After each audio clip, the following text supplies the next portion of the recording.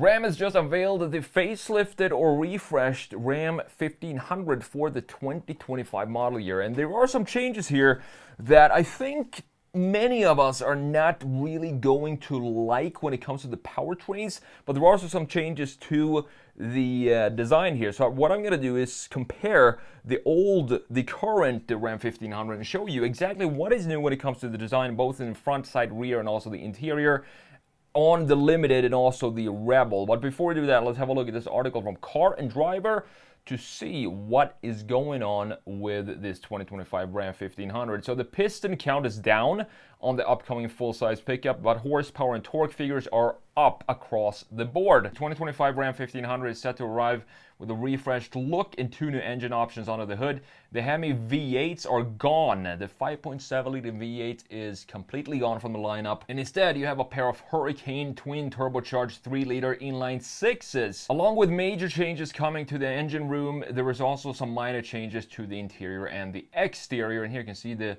beautiful Ram Rebel here. I'm not so sure about these new taillights though, more on that in just a second. So this is the same engines that are found in the Jeep Wagoneer and the Grand Wagoneer, where it produces 420 and 510 horsepower. The twin turbocharged 3-liter inline 6 produces 420 horsepower and 469 pound-feet of torque. However, the high output version is rated at 540 horsepower and 521 pound-feet of torque. So the power is definitely going to be there, even though it's just a 6-cylinder these days. You have an 8-speed automatic for all Rams, and the maximum towing capacity is now 11,580 pounds, and the maximum payload is 2,300 pounds. So when it comes to the design here, the grille has grown a little bit, both in the Limited, which is now called the Tungsten, and also the Rebel. The grille is the biggest change, and also some changes to the LEDs.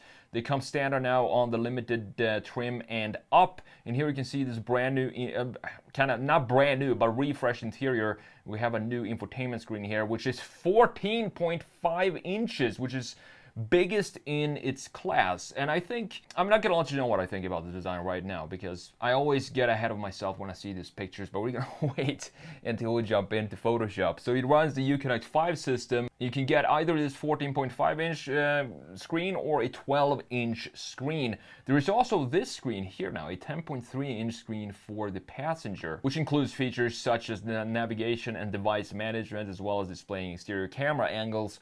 At least Ram did not put TikTok into their system like Mercedes is doing. A new truck called the Ram 1500 RHO will arrive during the third quarter of 2024, and this is supposed to be the new TRX. There is no V8 though. You still have the high output, same engine as you have in the rest of the lineup with 540 horsepower. However, it will still have all the off-road hardware from the TRX, and I think that is a pretty cool idea. You have this 540 horsepower inline 6, but you still have all the hardware that made the TRX such an off-road beast. And this new lineup is expected to launch sometime in the middle of next year. So let's jump into Photoshop here. Let's see. So up top right here we have the current Limited, and I've always been a fan of this integration of the front end of the Ram trucks. I think that's the reason why I personally bought a Ram Rebel in 2021, I believe it was, because I think the Rams are the best looking trucks at that time. Now we have the F-150 looking really clean as well.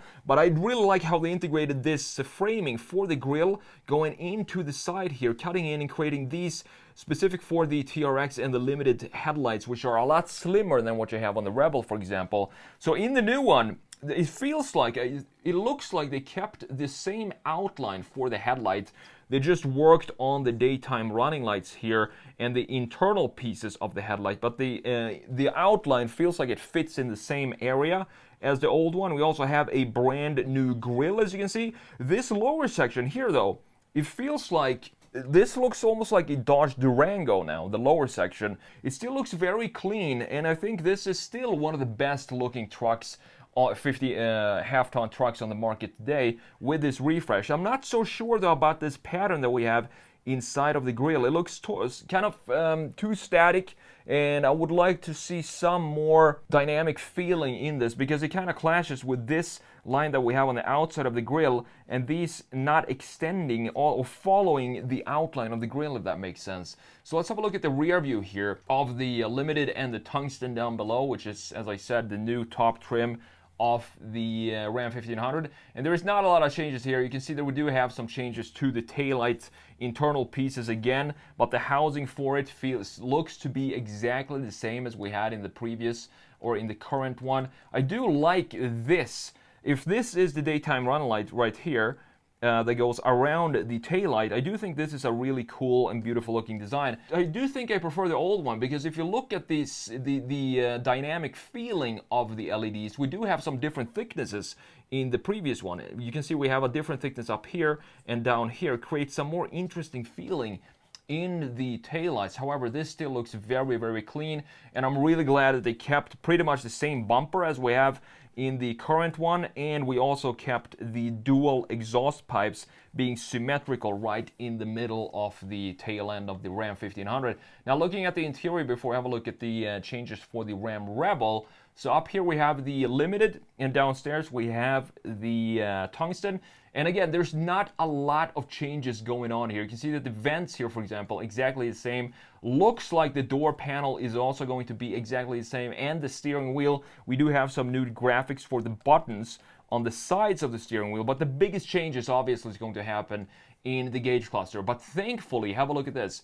In the old one, we have the analog gauges with a big screen, pretty big screen, digital screen in the middle, and I really like this setup. I think it looks classy, but it still looks classy in the new one because we have a fully digital cluster now, but the housing for it, again, just like the headlight and the taillight, the housing is exactly the same. We still have this cap up top above it looking nice, and here you can see this 14.5-inch infotainment screen, which in this case, being this huge, I don't really mind the size of this, because this being a truck, it's a lot easier to integrate a screen like this in the design when it's all static and horizontal vertical like we usually have for the interiors of trucks. And I think Ram, they're still up there when it comes to the interior build quality of trucks.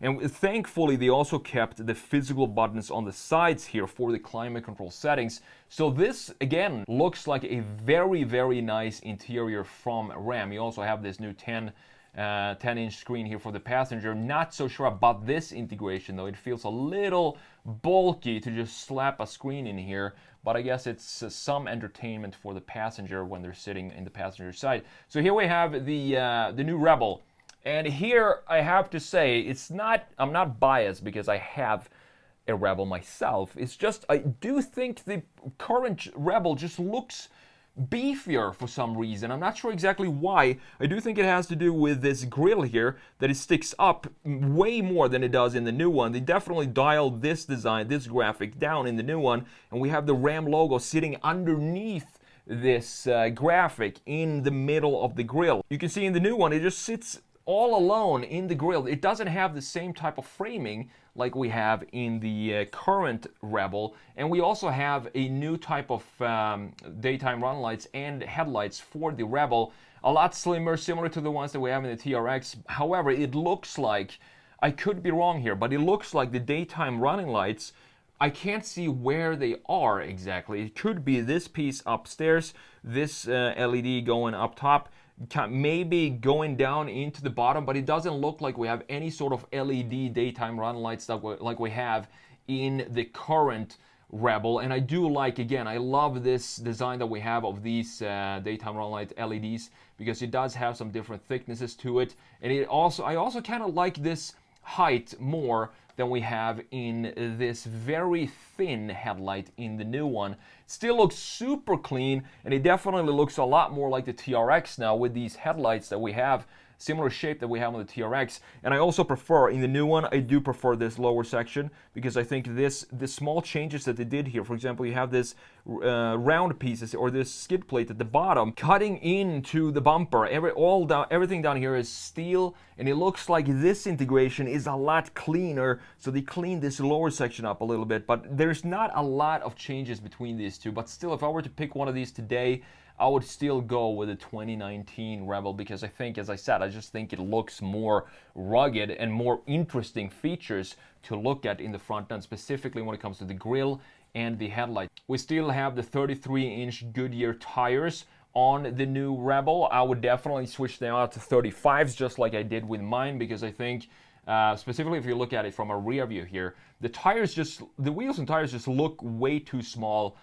For me, I would definitely want to have these be 35s, just a couple of more inches to fill out this wheelhouse and also make them stick out a little bit more. But this is the new design for the Rebel in the rear end. We do have the split tailgate, as you can see, which is an option for the Rebel. But what that does, though, it removes the Ram letter. So instead, when you have this split opening, you get the Ram logo in the middle, just like we have on other Ram 1500s and not just the Rebel. And I definitely prefer when you have the Ram embossed in the tailgate. It just looks cool. And I also always loved this line that we have in the Rams that they added for the 2019 generation, to have some sort of curvature in the tailgate. It's soft curvature instead of having it be straight like we have in the pre-2019 generation. Here you can see the new taillights as well, similar to what we have in the Tungsten. And again, I still prefer the old taillights because they just look better. It's simple as that. I just do think the LED in here looks way better than what it does here. I do still believe that this lights up the outline for this new LED, but even if it does, I still am gonna prefer the old one just because we have these different thicknesses on the design itself. So last but not least, the interior of the Rebel. Here you can see the old smaller screen that we had available from 2019 to 2023. This looks totally fine for me. I don't really need a bigger screen than this, even though I do have the 12-inch screen in my truck, because this size is pretty much everything you need. You have all the controls for the climate control settings down here, looking fantastic. I do like this red trim that we have specifically for the Rebel. And down low, we do have the new design of the Rebel. As you can see, very similar to the Tungsten interior. There's not a lot of changes in the overall features that you have in these different trucks, but this is a lot darker and dialed down when it comes to colors. You still have the 10-inch screen on the side, and again the 14.5-inch screen right here with the new digital gauge cluster. So overall, a pretty clean refresh of the Ram 1500. But as I said, it doesn't matter which trim level, I still prefer the current, I should say, the 2023 model year of the Ram 1500, just because I think it has a lot more interesting design features, and specifically the graphics I think look way better on the 2023 than it does on the 2025.